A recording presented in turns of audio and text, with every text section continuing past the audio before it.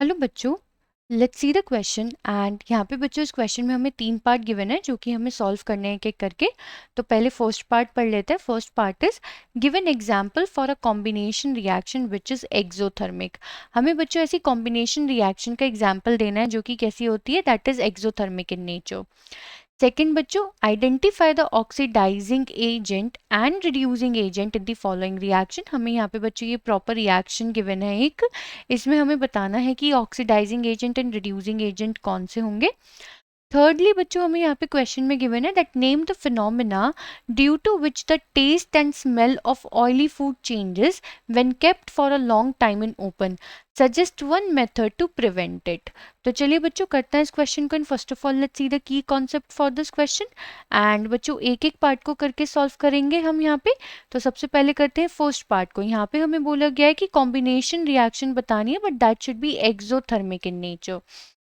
तो हमें क्या मालूम है बच्चों, एक्सोथर्मिक रिएक्शन कैसी रिएक्शन होती है जिसमें क्या होता है बच्चों, हीट रिलीजेस। तो हम यहाँ पे अगर एग्जाम्पल लें किसी एक ऐसी रिएक्शन का जो कि एक कॉम्बिनेशन भी हो और एक्सोथर्मिक भी हो नेचर में, तो हम ले सकते हैं बच्चों that is the formation of water, that when hydrogen gas combines with oxygen gas and when they form water, when they form actually water, so this is what, like you can see, it is a combination as well as exothermic। क्योंकि बच्चों जब water form होता है from hydrogen and oxygen, it releases lot of amount of heat, तो that is it's exothermic. तो first part हमने यहाँ पे कर दिया है। अब बात करते हैं बच्चों सेकंड पार्ट की। तो सेकंड पार्ट में बच्चों हमें ऑक्सीडाइजिंग एंड रिड्यूसिंग एजेंट को फाइंड आउट करना है। तो रिएक्शन है that H2S gas plus chlorine gas convert हो रहा है into 2HCl, that is into hydrochloric gas, hydrogen chloride gas plus sulphur solid. तो अगर हम चेक करें बच्चों यहाँ पे H2S जो है बच्चों वो चेंज हो रहा है इनटू सल्फर, यानी कि यहाँ पे क्या हो रहा है बच्चों, removal of hydrogen. Removal of hydrogen से हमारा क्या मतलब होता है बच्चों, that it is actually a oxidation reaction, oxidation हो रहा है। एंड क्लोरीन गैस बच्चों चेंज हो रहा है इनटू HCl, यानी कि ये क्या है हमारा addition of hydrogen. And addition of hydrogen का मतलब क्या होता है बच्चों, दैट इज एक्चुअली रिडक्शन। ठीक है, अब इसके बेसिस पे हमें क्या पता चल रहा है बच्चों कि जो H2S है, H2S है वो तो ऑक्सीडेशन में जा रहा है, यानी कि ये कैसी स्पीशी हो गई हमारी, ऑक्सीडाइज्ड स्पीशी हो गई। क्लोरीन कैसी स्पीशी हो गई बच्चों, रिड्यूस्ड स्पीशी।